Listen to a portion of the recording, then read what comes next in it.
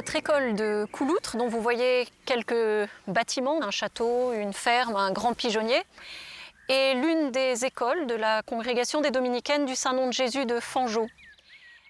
Elle s'inscrit donc dans la pédagogie de cette congrégation, une pédagogie qui n'est pas nouvelle puisque la congrégation est née en 1800 et progressivement, pendant les 150 premières années de son existence, elle a affiné son outil d'enseignement pour aboutir dans les années 1950-1960, grâce à l'aide de deux très belles personnalités, le père Calmel et mère Hélène, à une forme de pédagogie qui lui est propre et qui est centrée sur la vérité et l'éducation à la liberté.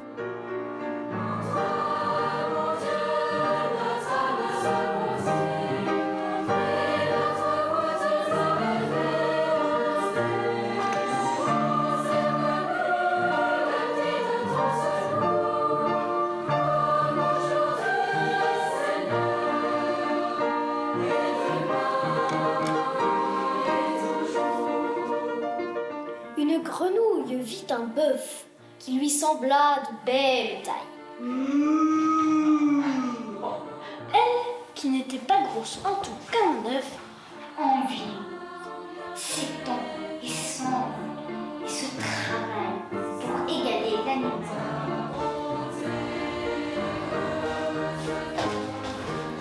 Nous avons 4 filières professionnelles qui orientent les élèves vers les métiers d'art et 2 filières professionnelles qui les orientent vers les métiers de la santé.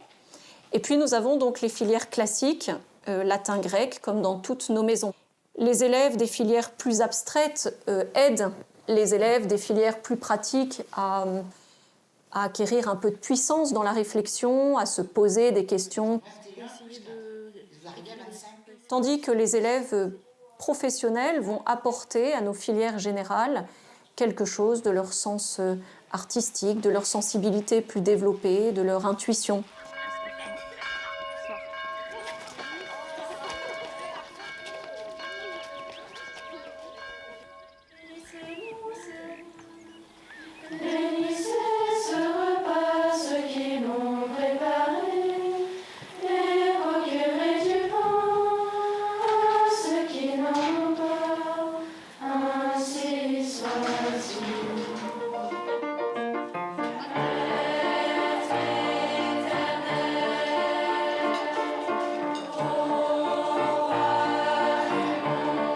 On reste toutes pensionnaires, donc ça nous permet en même temps de mieux se comprendre, de mieux se connaître et en même temps de participer vraiment à la vie de classe et à la vie d'école.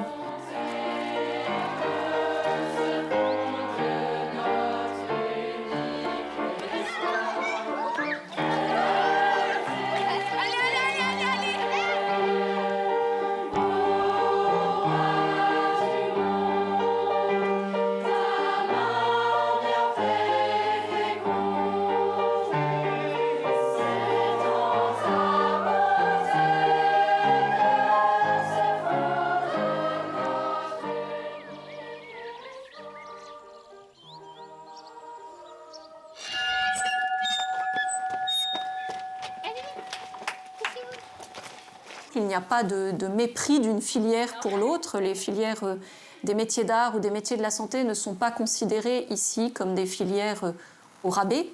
Là, elles ont une filière qui correspond mieux à quelque chose d'un peu concret pour elles, un peu plus pratique. Elles réussissent et après, c'est un tremplin pour le reste. Des filières des métiers de la santé, de quoi s'agit-il?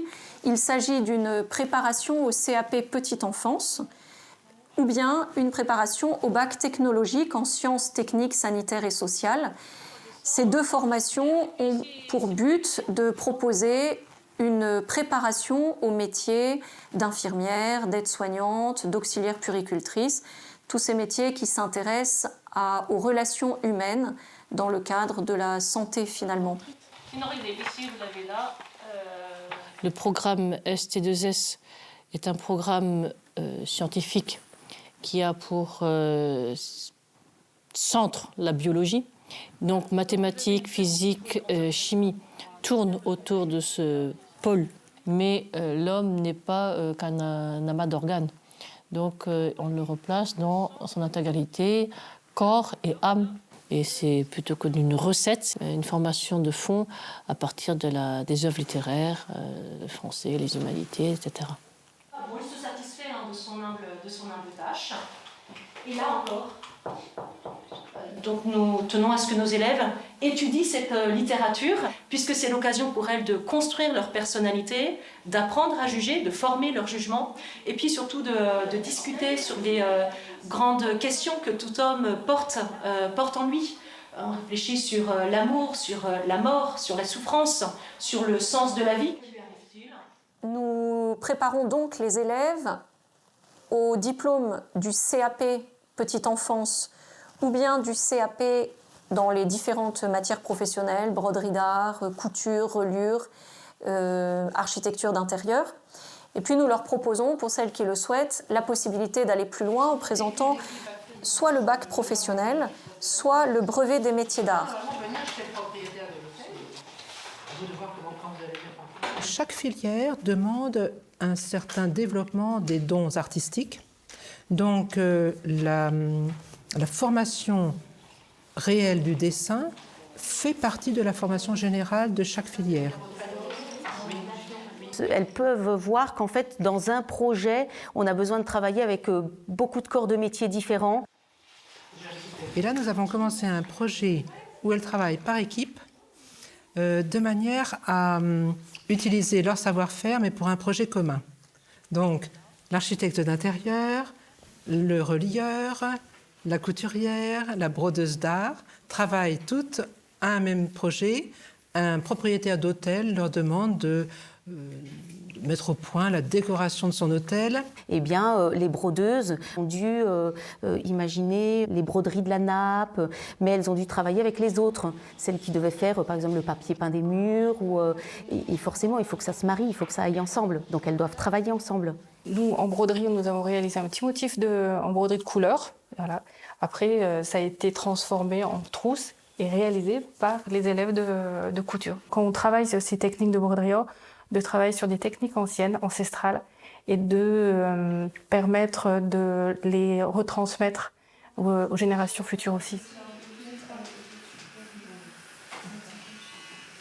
Les élèves effectuent de nombreuses semaines de stage. Nous avons nous-mêmes établi des partenariats avec des entreprises qui nous paraissaient particulièrement riches, intéressantes, chargées d'histoire. Donc j'ai fait un stage de 15 jours. Moi, ça m'a beaucoup aidée parce que j'ai pu mettre en pratique ce que j'avais appris en cours. Par exemple, faire des plans techniques. Alors moi, j'ai fait un bac général d'abord et en fait, je ne savais pas trop où me diriger ensuite. Mais je suis quelqu'un d'assez artistique, il me fallait une formation artistique et à la fois concrète. Et la première fois que je suis venue, ça m'a tout de suite accrochée par l'idée d'être dans ce cadre et d'avoir cette formation.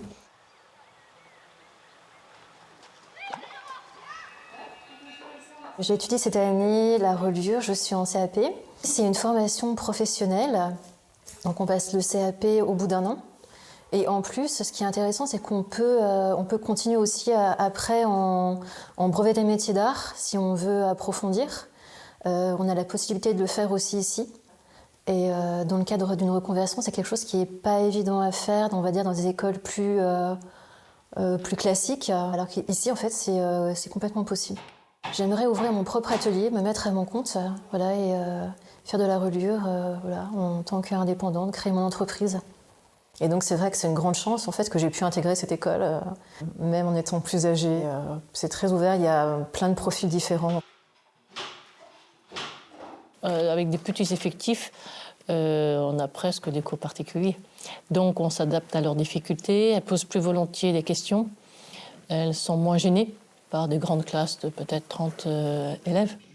J'ai commencé par une licence de lettres, sauf qu'en fait ça me convenait pas trop. Je voulais quelque chose de vraiment plus concret. Et l'architecture d'intérieur, c'est quelque chose qui m'intéressait depuis longtemps. Donc depuis octobre, j'ai décidé de repartir sur un bac pro d'architecture d'intérieur. Nous avons donc ouvert une possibilité pour des élèves que nous appelons ici du coup des post-bac, qui se greffent sur la vie de l'école Elles ont leur vie d'étudiante dans un foyer qui se situe à 200-300 mètres de notre établissement, dans lequel elles sont indépendantes comme des étudiantes. On s'entend toutes bien en fait. On prie ensemble, on vit ensemble. Nous ne sommes pas des professeurs qui viennent simplement sur un temps chronométré pour dire quelque chose de précis, mais ce qui se passe en classe se poursuit dans les couloirs, se poursuit dans la cour de récréation, on continue nos échanges. C'est très beau de voir des personnalités qui s'ouvrent, qui prennent de l'assurance, qui prennent confiance et qui du coup réussissent. Elles sont vraies vis-à-vis de nous, nous sommes vrais vis-à-vis d'elles. On peut prier dans le cloître et obtenir beaucoup de grâce, mais quand on a un contact direct avec les enfants, c'est autre chose. On y est appelé, c'est un choix.